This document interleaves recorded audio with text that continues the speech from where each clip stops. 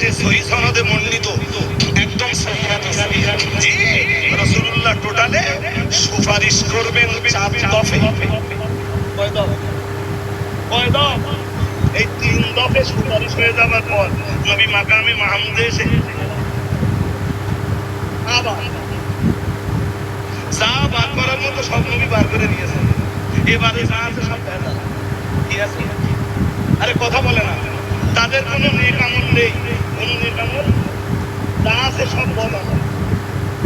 ওর মন দিয়ে শুনতে হবে। নেক আমল নেই মানে ধরুন নামাজ নেই, রোজা নেই, হজ নেই, যাকাত নেই, দান সাদকা নেই, মদ আছে, জুয়া আছে, জেনা ব্যভিচার আছে, অত্যাচার আছে, অবিচার আছে, জুলুম আছে, সব আছে।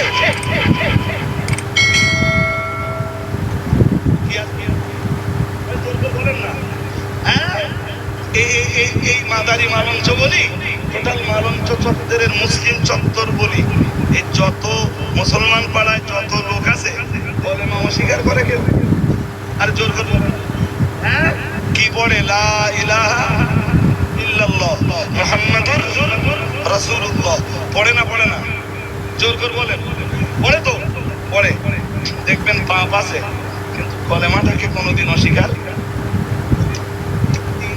নবীজা বার করার মতো আগে সব বার করে দিয়েছেন। নবীজি তাকিয়ে দেখতেছেন এখনো নবীর লক্ষ লক্ষ উম্মাত জাহান্নামে। শুনছেন? শুনছেন? কোরআন শরীফের সূরা দোহা والضحى والليل إذا سجى ما ودعك ربك وما قلى وللآخرة خير لك من الأولى ولسوف يعطيك ربك فترضى وما من ربنا সূরা দোহার তাফসীর করবার মতো অবকাশ আমার নেই, কিন্তু সূরা দোহার ব্যাখ্যা বিশ্লেষণ দেওয়ার মতো অবকাশ আমার নেই। শুধু কনসেপশনটা দিচ্ছি। এই সূরার ভিতরে মহান আল্লাহ জানিয়েছেন, ও নবী, দুনিয়ায় আমি আল্লাহ আপনাকে যা দিয়েছি, দুনিয়ায় আমি আল্লাহ আপনাকে যা দিয়েছি, আমি আল্লাহ পাক রব্বুল আলামিন বলছি। আর আমি আল্লাহ আখিরাতে পরকালে আমি আল্লাহ আপনার ব্যাপারে বলছি, ওয়ালাল আখিরাতু খায়রুল লাকা মিনাল উলা। দুনিয়ায় আমি আল্লাহ অনেক কিছু দিলাম, বাকি আপনাকে আপনি আর দুনিয়াতে পাবেন না। এবারে যা দিব আপনাকে আমি আল্লাহ আখিরাতে দিব, আর দিব তো এমন কিছু দিব যাতে আপনি খুশি হয়ে যাবেন। ও নবী, দুনিয়ায় যা পেয়েছেন পেয়েছেন, এবারে বলছি দুনিয়ার তুলনায় পরকাল ভালো। কোনকাল ভালো? মানে এবারে যা পাবেন ইহকালে না পরকালে? পরকালে আপনার অনেক কিছু পাওনা গন্ডা আমার কাছে আছে, ওগুলো আমি আন দিব না। তবে আপনাকে এটা বলতে পারি, পরকালে আপনাকে যা দিব আপনি তাতে খুশ হয়ে যাবেন। কি হবে? আরে কি হবেন? আল্লাহ কি বলতেছেন? কি হবে বলতেছেন? ওয়ালা সাওফা ইউতিকা, খুব তাড়াতাড়ি আল্লাহ আপনাকে আখিরাতে এমন কিছু দিবেন ফাতারদা, যাতে আপনি খুশি হয়ে যাবেন।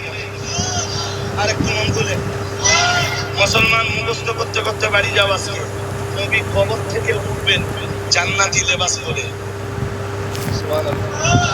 সবাই উঠবেন এমন অবস্থায়, বিশ্বনবী উঠবেন জান্নাতি লেবাস পরে। উঠবার পরেই আল্লাহ বলবেন, ও নবী, জান্নাত উদ্বোধন করে আসুন।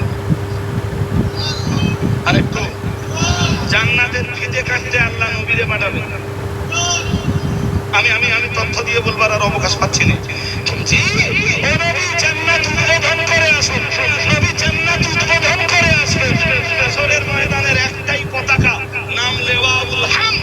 আল্লাহ ওটাও বিশ্বনবীর হাতে ধরিয়ে দেবেন। আরেকটু মন খুলে বলতে পারো না?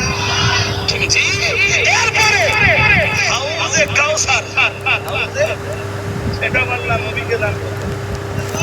আরেকটু মন খুলে বলতে পারেন না? কাউসার আসলে জান্নাতের এক নদী। হাশরের ময়দানে ওই নদী থেকে পানি নেমে আসে দুই নালা দিয়ে। নবীজি বলতেছেন, যেই নালা দিয়ে আমার হাউসে জান্নাতের ওই নদী থেকে পানি নেমে আসবে, ওই নালা দুটো, এক নালা হবে সোনার, আর এক নালা হবে রৌপ্য নির্মিত নালা।